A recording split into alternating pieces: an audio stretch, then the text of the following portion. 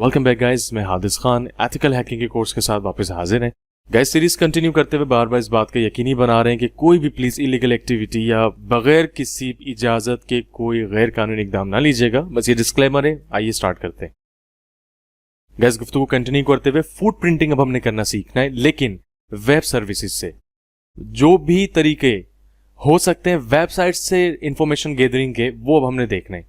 आपको ये बात ये मालूम होनी चाहिए कि as a professional ethical hacker जिस टारगेटेड ऑर्गेनाइजेशन को हम रिकॉग्निसेंस कर रहे हैं, जिसकी हम इंफॉर्मेशन गैदर कर रहे हैं, हमें पता होना चाहिए कि उसकी क्रिटिकल इंफॉर्मेशंस कहां से मिल रही हैं या कैसे हमने कलेक्ट करनी है और उसमें कौन कौन सी हम गैदर कर पा रहे हैं थ्रू वेब सर्विसेज।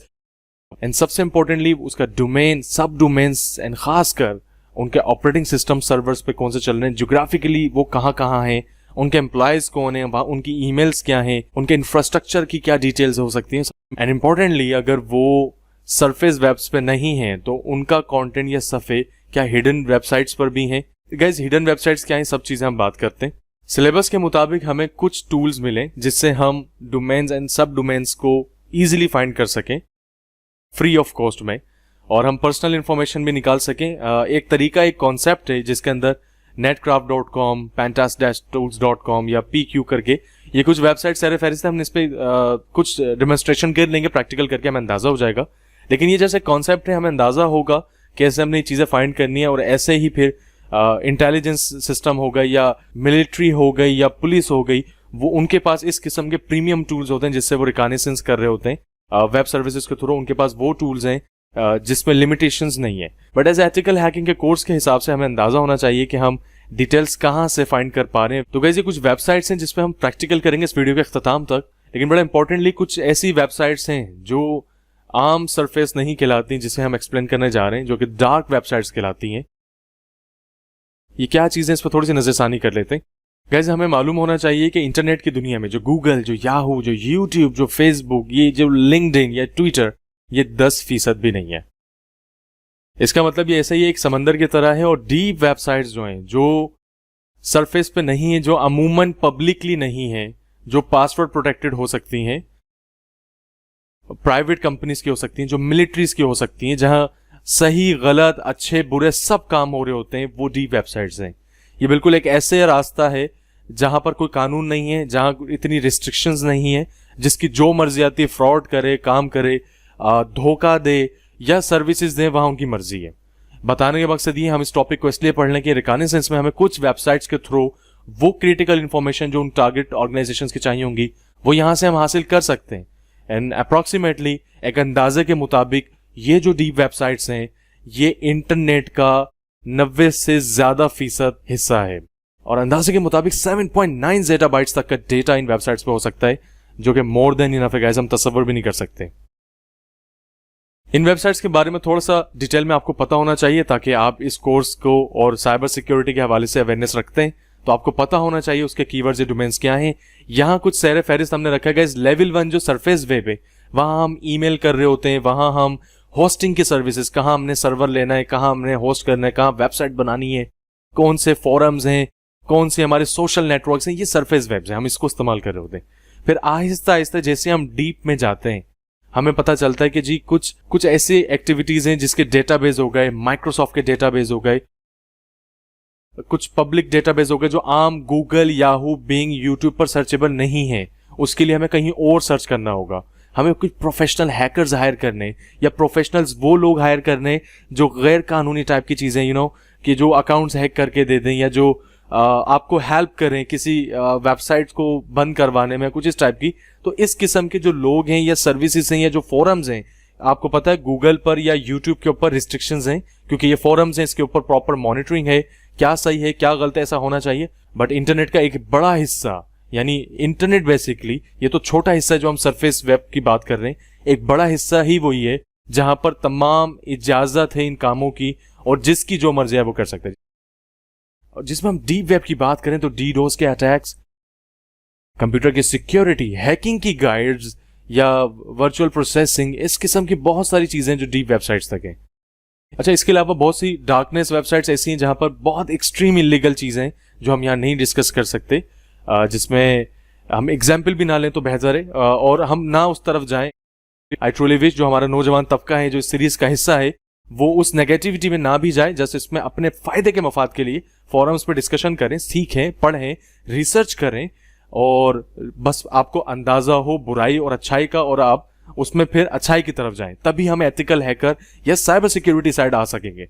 अच्छा गाइस, प्राइवेट वेब वो वेबसाइट्स हैं जहां military like FBI, CIA, Pakistan या दूसरे में हम नाम ना लें तो बेहतर है, लेकिन उनके प्राइवेट डेटा हैं जो सिक्योर शेल के थ्रू हैं, लेकिन वो जो डेटा है वो कहीं ना कहीं इंटरनेट पे स्टोर है और उसमें ईमेल्स हैं, उनका क्रिटिकल इंफॉर्मेशन है, तो वो एक प्राइवेट वेब का हिस्सा है जो कि government based super power countries वो लोग इस्तेमाल कर रहे हैं और उसमें एक्सेस के लिए भी हमें डी वेबसाइट्स के लिए डाइव करनी पड़ेगी ताकि हमें पता हो कहाँ कहाँ ऐसी चीजें मुमकिन है।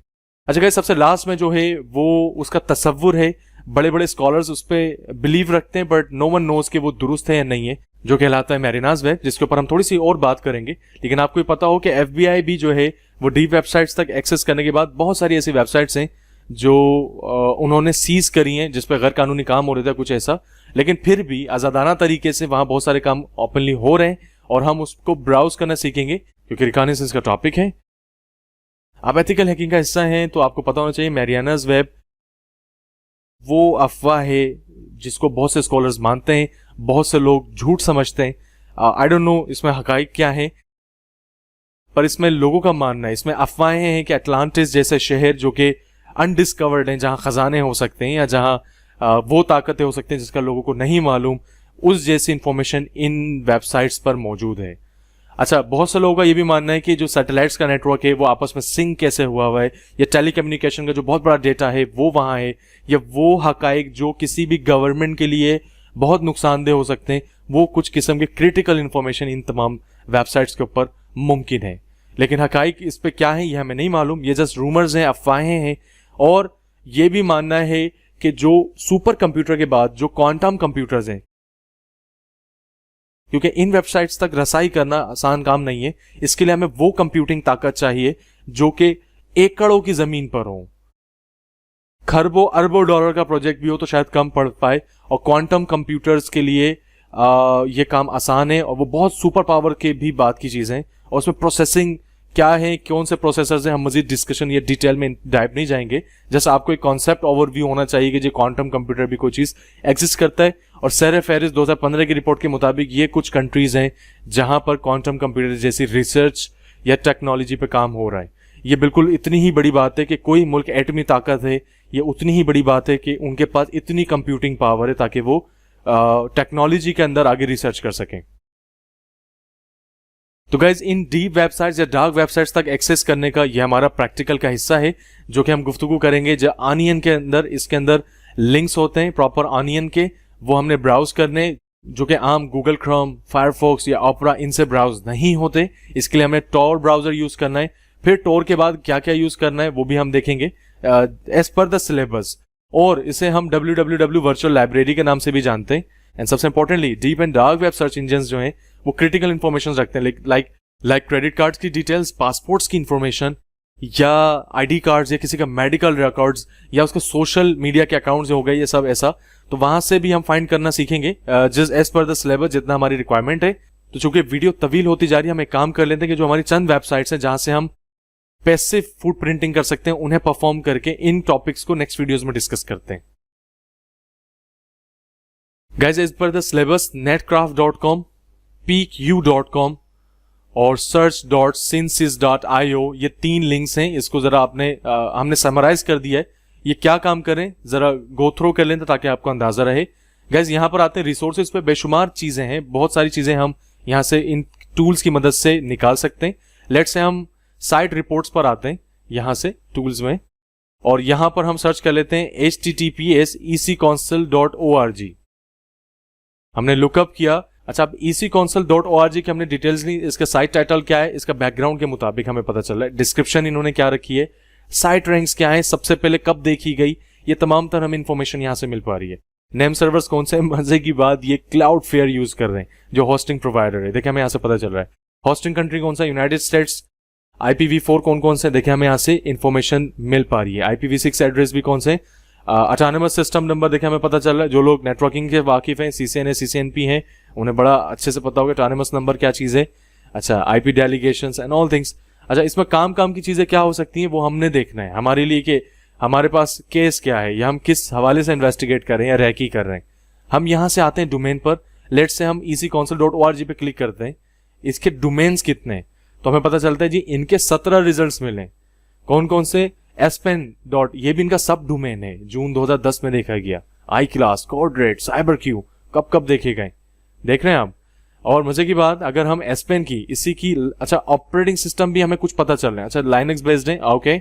साइट रिपोर्ट्स पर अगर हम आके यहाँ क्लिक करें तो उससे मुतालिक साइट रिपोर्ट्स आ गई कि ये एसपेन वाला कब आया, इस पे कौन सा चल रहा है, क्लाउडफेयर है, ये भी यूनाइटेड स्टेट्स के सर्वर है एंड ऑल दैट।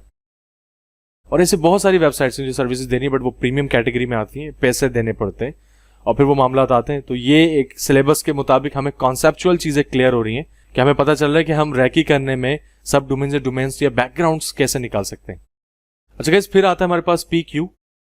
अगर हमें लोगो से मुतालिक वेबसाइट के थ्रू डिटेल्स निकालनी हो, जैसे हम एक इन्फॉर्मेशन के लिए सत्या नडेला लिखते हैं, CEO ऑफ माइक्रोसॉफ्ट, लोकेशन हमने कहा जी for example Washington DC, search करते हैं उनके मुतालिक या ऐसे नाम जो मोस्ट फेमस हो या ना हो, जो डेटाबेस में हो, नॉर्मली हमें मिल रहे हो, हम यहाँ से उन लोगों की डिटेल्स निकाल सकते हैं इस टूल की मदद से, जो कि एक फ्री टूल है, ज़्यादा करामत तो नहीं है लेकिन एक कॉन्सेप्ट के हवाले से बेहतर है कि हमें पता होना चाहिए कि जी ये मेथड्स में। बाकी इनकी प्रीमियम कैटेगरी में जाएंगे तो हमें और डिटेल्स के साथ चीज़ें रैकी करने में मदद होगी।